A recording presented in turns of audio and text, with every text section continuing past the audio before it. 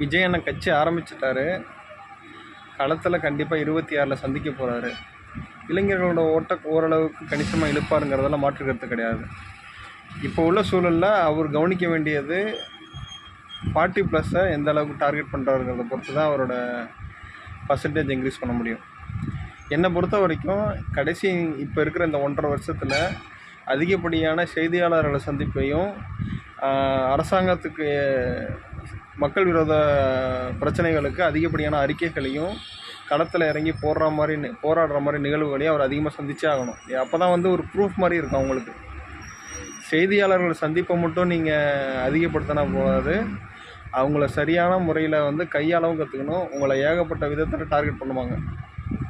இதெல்லாம் மீறி எப்படி அவர் ப்ரூஃப் பண்ணி 26ல் சக்சீட் பண்ண போகிறாருங்கிறத அவர் பார்ப்போம். மேபி 6 to 8% என்னோடய கணிப்பு ஃப்யூச்சரில் நடக்கும்.